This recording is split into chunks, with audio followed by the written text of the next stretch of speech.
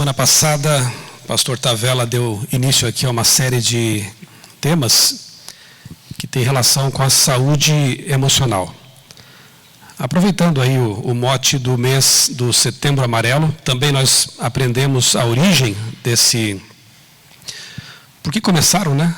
E por que dedicaram o mês de setembro para esse tipo de reflexão? Muito importante, por sinal. E nós vamos prosseguir até o fim deste mês com mensagens que têm relação com saúde emocional.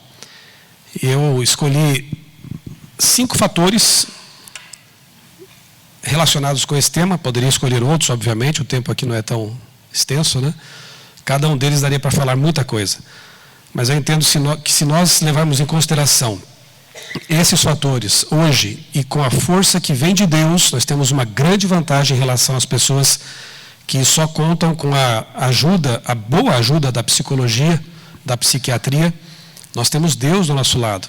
Se nós colocarmos em prática essas dicas, esses fatores aqui, que eu vou apresentar, eu tenho certeza que teremos uma saúde emocional, física, integral, bem melhor. O que tem em comum essas duas cidades, Blumenau, lá no Vale Europeu, em Santa Catarina, e Genebra, na Suíça? Além de serem muito bonitas, prósperas, Blumenau hoje, juntamente com outras cidades lá do estado de Santa Catarina, não faltam empregos. A cidade está indo muito bem. Mas eu conversei recentemente com uma guia turística que me contou, em off, algo que me preocupou e que me fez pensar em Genebra, entre outras cidades. Ela me disse que nem tudo são flores. E neste mundo, realmente, né? Em Blumenau, onde sobram empregos, onde há boas escolas, temos uma lindíssima escola adventista ali, por exemplo, muitos jovens têm tirado a vida, estão se suicidando. E eu perguntei, mas o que está acontecendo, né? Ela disse, eu tenho algumas teorias. Talvez a extrema cobrança por resultados, né, de uma cultura que favorece isso, e talvez também a própria prosperidade seja algo ruim em alguns aspectos, porque as pessoas passam a não ter mais tanto sentido para conquistar, para buscar, e na Suíça acontece algo parecido. Então ali, o país perfeito, né, segundo alguns. Primeiríssimo mundo, educação top, não precisa nem de escola particular. Segurança, uma verdadeira democracia e muitas pessoas tirando a vida também. Na Suíça, de vez em quando, o metrô para, do nada. As pessoas nem comentam, porque provavelmente mais uma pessoa se atirou nos trilhos para tirar a vida, né, para se suicidar. Isso quer dizer que dinheiro, segurança, boa educação, emprego, não são tudo, né? Não conseguem preencher aquele famoso vazio do coração, vazio da alma. Eu não vou me deter muito nas estatísticas, mas só para vocês terem uma ideia aí dos números alarmantes, né? Em todos os países, praticamente. Aqui nós temos dados do Brasil e aqui dos Estados Unidos. No Brasil, de 2014 para cá, vejam o crescimento, né, de mortes aí por suicídio por ano, entre milhares de pessoas. E aqui a linha mais estreita mostrando que o número de homicídios oscila um pouco, mas permanece mais ou menos o mesmo. No entanto, nos Estados Unidos também, o número de suicídios tem aumentado bastante. De acordo com a OMS, o suicídio é a segunda principal causa de morte entre jovens com idade entre 15 e 29 anos. A segunda causa de mortes entre jovens. E é entre eles que esse número tem sido realmente alarmante. Entre os jovens. Nos últimos 45 anos, as taxas de suicídio aumentaram 60% em todo o mundo. O que faz do suicídio uma das 3 principais causas de morte em alguns países entre a faixa etária dos 15 aos 44 anos. O consumo de álcool e drogas está perdendo apenas para depressão e outros transtornos do humor, como os fatores de risco mais frequentes para o suicídio. Então, o uso de drogas lícitas, aspas, ou não, e a questão da depressão. E ainda tem algumas pessoas que têm a coragem de defender, né, a liberação, a legalização de uma coisa que tem destruído vidas, famílias, pessoas e levado muita gente ao suicídio. Isso é lamentável, para dizer o mínimo, né? Eu acho que muitos aqui conhecem esse autor. Tem livros fantásticos, Viktor Frankl. Livros que não apenas tratam de teoria, mas da vivência dele mesmo, né? E o mais conhecido, eu creio que seja este aí, Em Busca de Sentido. Frankl, um judeu, crente em Deus, viveu dias terríveis em campos de concentração, perdeu a esposa, perdeu boa parte da família. E lá, ele como psicólogo, psiquiatra, ele percebeu que os judeus que sobreviveram aos horrores dos campos de concentração foram justamente aqueles que tinham uma esperança além do campo, que tinham sentido. Eles esperavam sair dali, continuar a vida, porque algo os esperava, tinham um sentido para viver. Aqueles que perdiam o sentido de viver, com o tempo iam se entregando, morrendo ou tirando a própria vida. Então, com base nessas observações, no que ele mesmo viveu, depois de sair do campo, ele desenvolve inclusive uma escola, né, na psicologia conhecida como logoterapia. Diferentemente de Freud, que dizia, entre outras coisas, que a satisfação dos desejos, dos prazeres é que dá sentido, Frankl dizia o seguinte: não é isso o mais importante. O mais importante é ter um sentido para viver. E eu quero dizer para vocês que nós, cristãos bíblicos, temos muita vantagem nesse sentido. Eu, quando darwinista, lá no passado, em minha juventude, muitas vezes me parei pensando: que sentido há para viver se esse universo um dia vai ter fim? Se um dia tudo que a gente olha, vive, vai se extinguir? Ou haverá um colapso do universo, ou uma expansão contínua, a energia vai se esgotar e não haverá mais nada, mais vida, nem história, nem lembrança de que um dia passamos por aqui. Mas quando eu conheci a palavra de Deus e o criacionismo bíblico, tudo mudou. Temei a Deus e dá-lhe glória, porque é vinda a hora do seu juízo, e adorai aquele que fez. Eu descobri que eu tinha sido feito com um propósito, que eu não estava aqui por acaso, que eu não era apenas um macaco pelado evoluído. Eu sou imagem e semelhança de Deus, um pouco desfocada pelo pecado, mas somos. E isso faz todo sentido. Ser convertido pela palavra, pelo poder de Deus, faz todo sentido e dá sentido à vida. Nós temos muita vantagem. C.S. Lewis, um ex-ateu, depois se tornou um cristão convertido, escritor de grandes livros apologéticos. Ele fazia uma comparação interessante, dizendo que praticamente para todas as necessidades da vida há alguma coisa que realiza essa necessidade. Então, se um patinho quer nadar, existe água. Se um bezerro, estou aqui parafraseando, né? Se um bezerro quer se alimentar, existe o leite. E ele dizia: mas se houver alguma coisa em mim, algum vazio, uma necessidade para a qual nada neste mundo traz satisfação, isso é uma evidência de que eu fui criado para outro mundo. E não é assim mesmo? E aqui vem o ponto, não é o fator 1, mas é um ponto importante, né? O pastor Lessa que dizia isso muitas vezes: administre suas frustrações. E é verdade. Mesmo você que é convertido, você que tem uma vida estável, tranquila, que mora aqui no interior de São Paulo, vai sentir um desconforto até o fim da vida. Vai sentir que nem tudo está tão bem assim e que há um pequeno vazio ali. Administre isso, porque nós não estamos no mundo ideal. Nós não somos saudáveis e nem seremos totalmente saudáveis até a glorificação. Nosso cérebro está afetado por esse mundo de pecado, pelas toxinas que nos rodeiam. Então a vida aqui não é ideal, mas com Deus é muito melhor. Então aquele vazio vai permanecer, até para você não gostar muito desse mundo. A felicidade plena virá quando Cristo voltar. Não se esqueça disso. Mas essa insatisfação, esse senso de inadequação, ele mostra que você não foi feito para este mundo mesmo. Então, leve isso em consideração, entenda isso e vá administrando suas frustrações. Você não vai conseguir alcançar todos os seus propósitos, todos os seus sonhos. Eu queria aqui poder pregar um sermão de autoajuda, mas não existe isso. Pode até ajudar um pouco às vezes, né? Mas quando você entende que a verdadeira ajuda vem do alto, é aquele tipo de texto que diz: você vai andar pelo vale da sombra da morte, mas eu vou com você. Não vou aqui mentir para vocês dizendo que não haverá mais vales, não haverá mais sombra de morte. Elas ocorrerão. Mas Deus irá com você, até aquele dia em que você subirá com Ele. Tá bom? Combinado assim? Eclesiastes 3:11.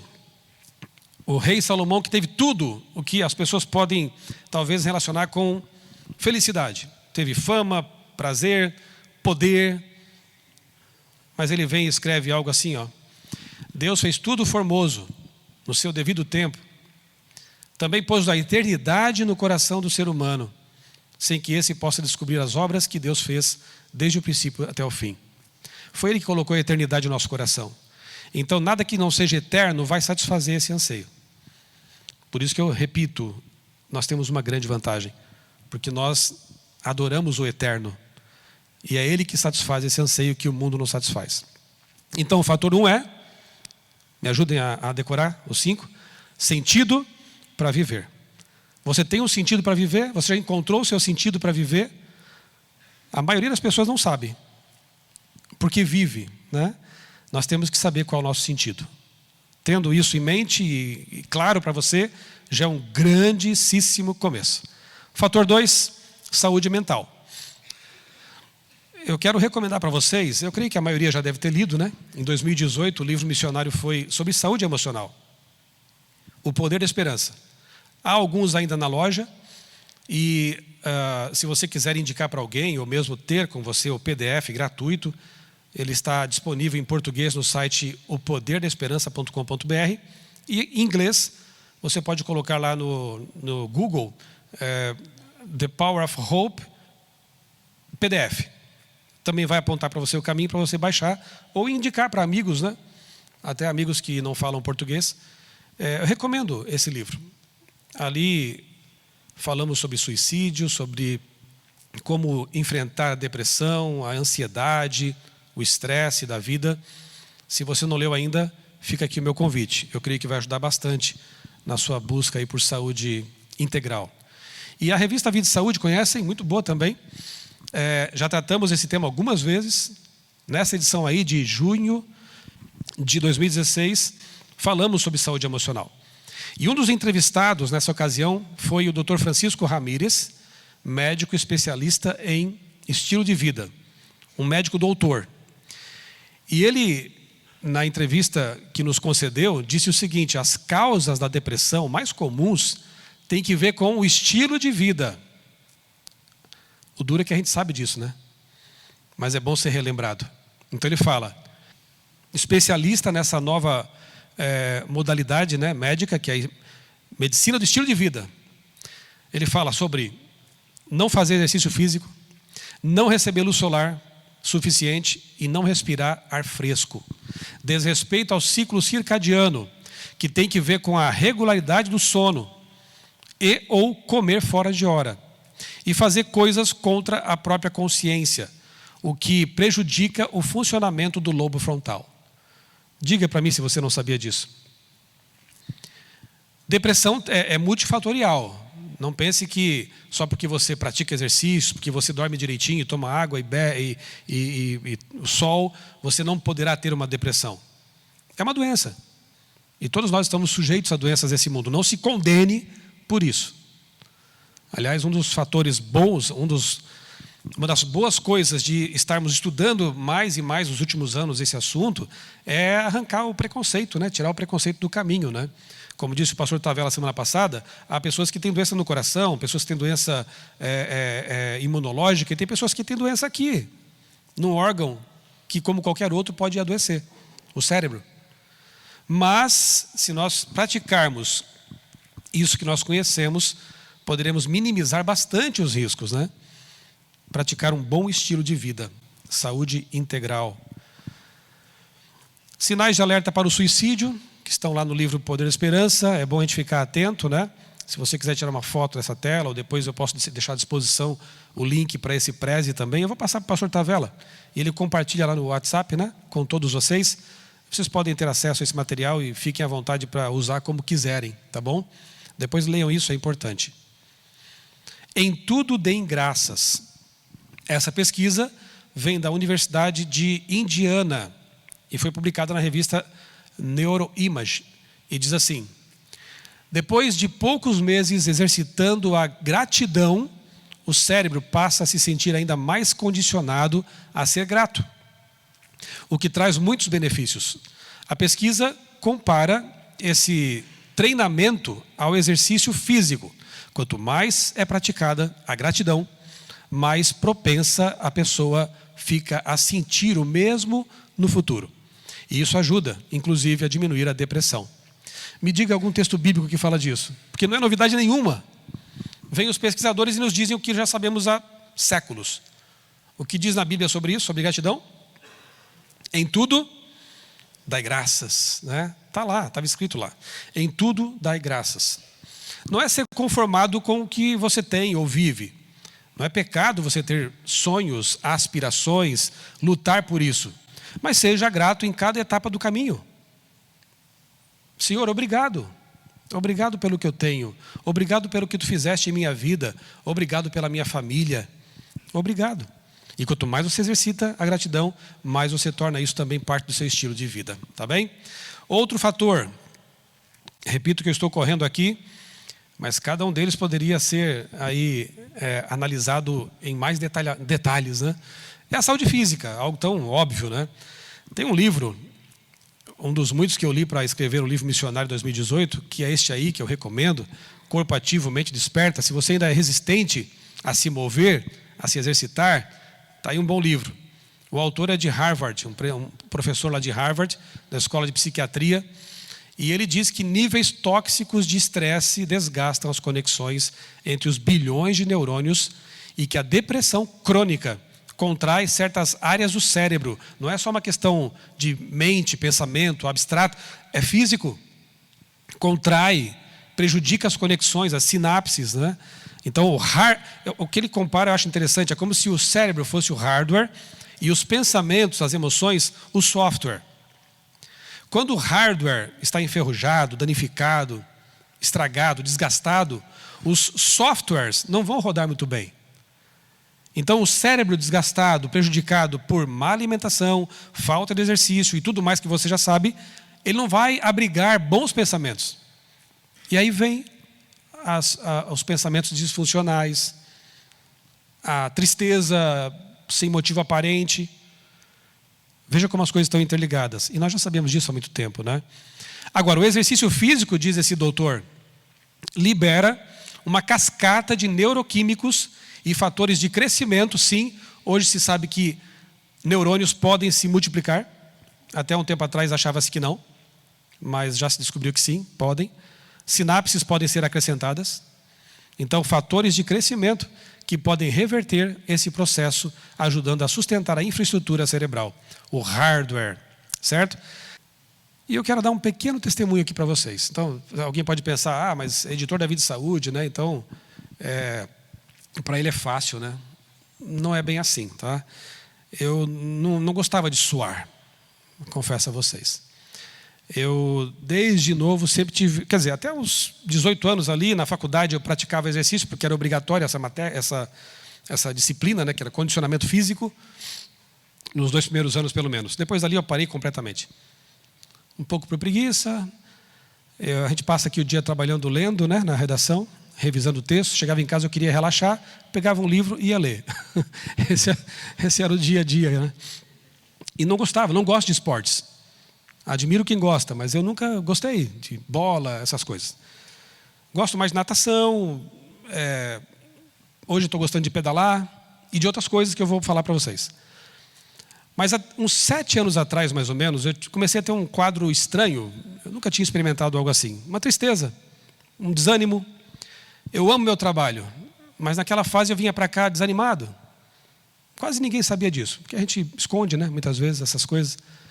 Eu vinha desanimado e nada parecia ser legal. Parece que tinha colocado uma barreira cinzenta assim na frente dos meus olhos.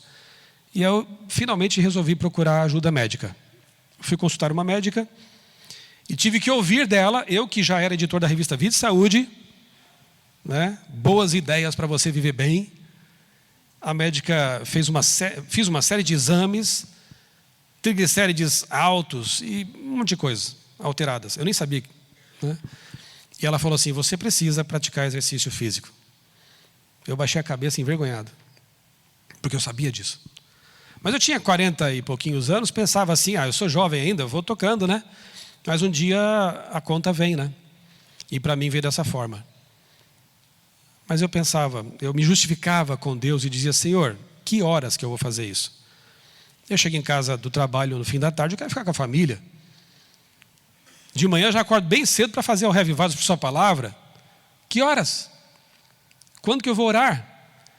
Sabe o que Deus me disse quando eu tentava me justificar assim? Michelson, você pode orar, conversar comigo enquanto você caminha. Eu tinha desculpa agora? Tá bom.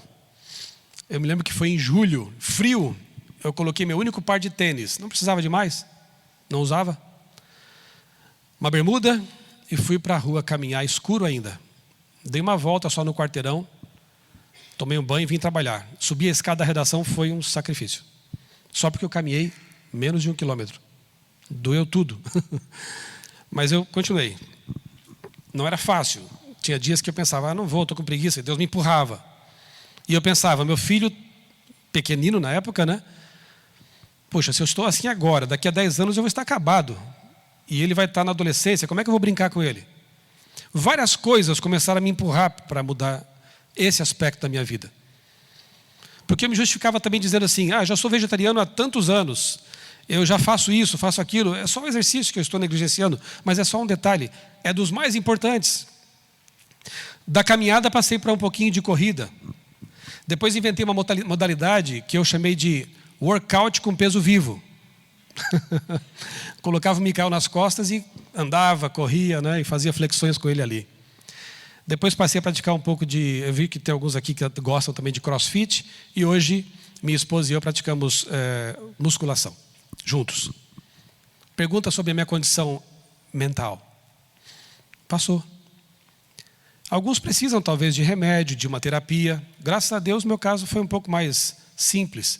O exercício resolveu. É frequente, né, os pastores aqui passarem o sábado todo, às vezes pregando, falando, né? Muitas vezes vamos a São Paulo, aqui nas redondezas, né? Aí os irmãos aproveitam, né? Pastor, você pode passar a lição geral? Vamos lá. Aí já prega em seguida. À tarde começa um JA que dura 3 horas, depois tem perguntas e respostas, e aquele bate-papo no fim da programação, que é gostoso, a interação. Lá naquela fase, eu voltava para casa destruído. Doía o corpo inteiro. Hoje, eu aguento bem. Tudo mudou. O Micael cresceu, o peso dele aumentou. Não dá para fazer mais o workout lá, né? Mas a condição da gente muda. E com o tempo você se acostuma com aquelas descargas de endorfina, do bem-estar que o exercício traz. Gente, por que eu conto isso? Se Deus fez isso na vida desse ex-sedentário aqui, de carteirinha como eu era, Ele pode fazer para você também. Experimente. Escolha alguma modalidade que lhe agrada. Eu fui adaptando e encontrei alguma coisa que me agrada, né? 3 vezes por semana, faço um exercício intenso, sue a camisa e depois me conte se não mudou, se a sua vida não mudou. Nós somos feitos para o movimento. Vamos para o outro fator, estamos caminhando para o fim aqui. O quarto fator, que é bastante óbvio, né? Saúde social. Eu vou rapidamente aqui citar uma pesquisa que vem sendo feita há mais de 70 anos, esse senhor aí é o atual coordenador dela, também lá em Harvard, né? Um estudo com 724 pessoas, acompanhadas ao longo de mais de 70 anos, concluiu que não são a riqueza, a fama que garantem felicidade e longevidade, mas bons relacionamentos em família e com amigos. Tenha amigos, e para ter, você tem que ser um amigo. Então, relacionamentos, não dá para ter tantos amigos assim, né? Mas tenha um núcleo pelo menos. Conviva bem com a família. Não brigue com os parentes por causa de política, não vale a pena, né? Deixa cada um votar em quem quiser. E todo mundo sofrer depois. Mas assim, seja um amigo, relacione-se bem e confie em Deus. E peça que Deus faça de você um bom amigo. Às vezes dá vontade de brigar, né? Eu sei como é que é. Mas é bom a gente pedir para Deus frear a gente um pouco também, né? E é melhor ter amigos do que ganhar uma discussão, muitas vezes também, né? Então, uma pesquisa de Harvard dizendo o óbvio, que para ter a saúde emocional temos que ter bons amigos, né? 3 grandes lições sobre o relacionamento extraídas da partir dessa pesquisa. Primeiro, conexões sociais fazem bem para os seres humanos. Já a solidão mata. Segundo, a qualidade das relações é mais importante do que a quantidade. Nem que você tenha 4 ou 5 amigos, mas bem escolhidos, pessoas que vão te ajudar, pessoas cristãs que levam você para o bom caminho. Não o contrário, né? 3, relacionamentos felizes e duradouros protegem a saúde física e mental. E outras conclusões mais aí que são bem interessantes, óbvias, mas que são necessárias. Saúde social, cuide disso também. E o último fator, não poderia ser outro, saúde espiritual. É o fator 5. Né? Outro entrevistado naquela matéria que fizemos para a Vida e Saúde sobre saúde emocional foi é uma referência nessa área, Dr. Harold Koenig, estudioso da relação entre espiritualidade e saúde. Ele também trabalha lá nos Estados Unidos, na Universidade de Duke, na Carolina do Norte. É um pesquisador, um acadêmico. No entanto, quando fala, parece um pastor. Olha que interessante o que ele diz. Eu vou resumir aqui. Não basta ter uma religião. Quem está dizendo isso? Dr. Harold Koenig, referência mundial nessa área. É preciso ter uma religião prática. Você precisa frequentar uma igreja. Ele está dizendo isso. Frequentar uma igreja, uma comunidade cristã. Você precisa acordar cedo para a igreja. Você precisa orar. Você precisa ler o seu livro religioso, no caso nosso, a Bíblia. Olha que interessante, gente. Não basta dizer que é crente. Você precisa praticar para poder colher os resultados benéficos desse fator, saúde espiritual. Às vezes a gente tem que ouvir alguns cientistas para dizer coisas que a gente já sabia, né? É uma pena que seja assim, né? Ele falou para a gente também, inclusive, que a prática de uma religião verdadeira e boa, já vou dizer o que seria boa ou não, né? Porque também tem a religião tóxica, ajuda a diminuir, deixa eu reformular aqui, a reduzir a diminuição dos telômeros. O que são os telômeros? São uma pontinha que tem lá nos genes que tem que ver com a nossa longevidade. Quanto mais rápido ele é desgastado, mais cedo você morre. E a religião prática isso foi resultado de pesquisas, ela tem se demonstrado um fator de retardamento do encurtamento dos telômeros. Ou seja, quem pratica uma boa religião vive de 7 até 14 anos a mais. Então, se a pessoa segue os 8 remédios naturais, se ela pratica exercício, tem bons amigos e tem uma boa religião, ela vai ser Highlander. Vai ser imortal, né? Estou brincando aqui, mas enfim, né? Vai viver mais e bem enquanto vive. O objetivo nem é tanto viver muito mais neste mundo, mas viver bem enquanto se vive. Em boa velhice, como diz aqui dos patriarcas, e saudável, tipo Moisés, que fez alpinismo com 120 anos. É isso que a gente quer, né? Religião só fará bem se for positiva, centrada numa boa relação com Deus e com o próximo. Se for uma religião fanática, legalista ou permissiva, não fará bem. Mas qual é a religião boa? A Bíblia não responde para a gente. Tiago 1:27. Eu queria ter tempo agora, mas não tenho mais, para fazer uma pequena exegese desse texto, porque ele é fantástico, né? A Bíblia diz: a religião pura e imaculada diante do nosso Deus e Pai é esta. Ouvido atento agora, viu? A religião verdadeira, pura, boa, saudável é visitar os órfãos e as viúvas. Alguns param aqui, mas não para aqui o texto. Nas suas aflições e guardar-se isento das corrupções, da corrupção, do pecado que há no mundo. Você percebeu aí os pilares da religião verdadeira?